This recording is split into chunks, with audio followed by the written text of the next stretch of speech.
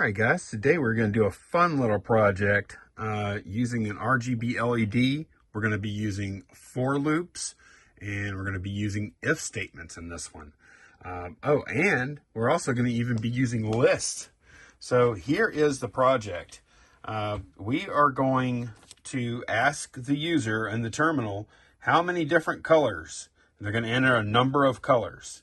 And then for each one of those numbers of colors, like if they say enter three for this question, then we're going to ask them to enter color that many times. And they choose from these colors that you see here. After they've entered all the colors, then we're going to display that sequence of colors to this RGB LED. Now, if you see this little drawing of the RGB LED here, it exactly matches the one that is actually connected there. It goes red, ground, green, blue. So we have red connected to GPIO 13. We have green going to 14. And we have blue going to 15. And then we have that longest leg between red and green. That is actually going directly to the ground pin there, ground plane.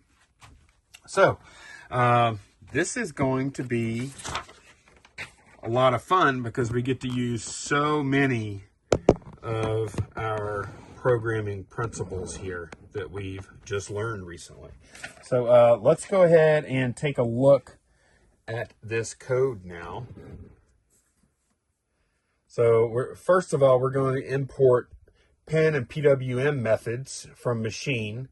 We're going to need that to drive these LEDs. We're also going to import from time.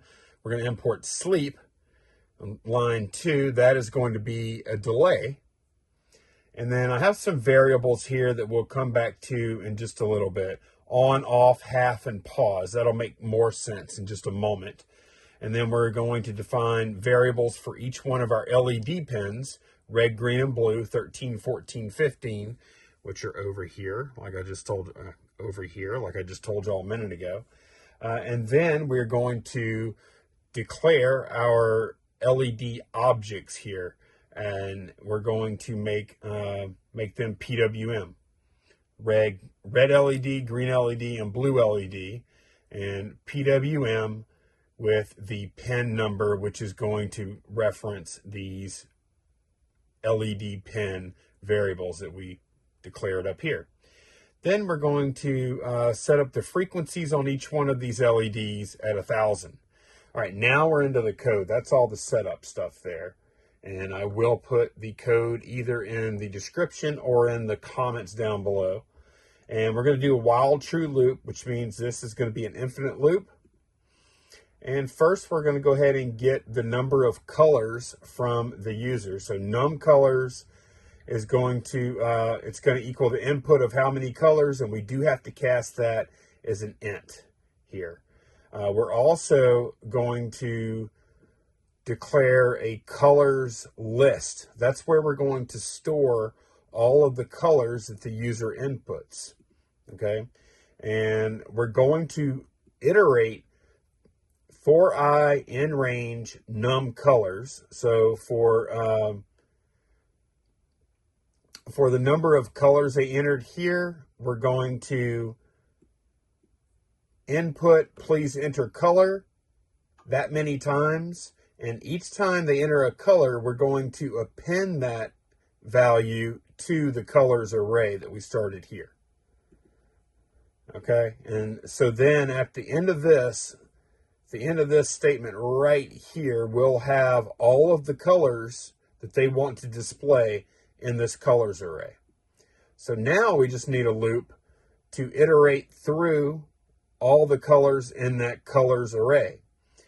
So we're going to do a for color in colors, and that will set the variable color equal to each one of the colors that are in this array.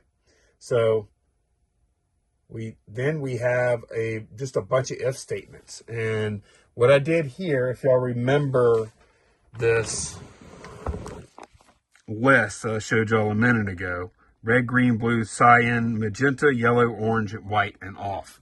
So what I did here was I just made an if statement for each one of the colors. You can see red, green, blue, cyan, etc.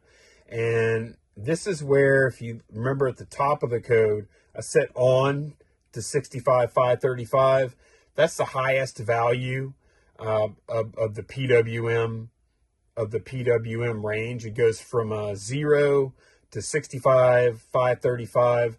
That's a 16-bit unsigned integer. So I didn't want to type that every time, so we're just calling that on. We're calling off 0, and we have this half, which is half of on, if we want to use it. Oh, and then the pause is 1. That's going to be 1 second at the end of this thing. So for each of the colors, we just go through all of these if statements, and let's say the current color was green. If color is green and it is green, then it's going to turn red LED off, green LED on, blue LED off, and it will display green. And whichever color they pick, as long as it's one of the ones that is applicable to this assignment, it will display that on the LED. Now, since this runs very fast, we will want to, after it displays that color, we'll want to wait some amount of time. And that's why we're doing this sleep command here, using the pause variable that we also set right here. So it will pause 1 second in between displaying each color. And that is the code, y'all.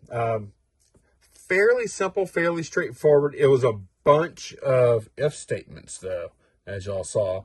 And I'm going to put that little piece of paper over the LED here. I'm hoping it'll show up a little better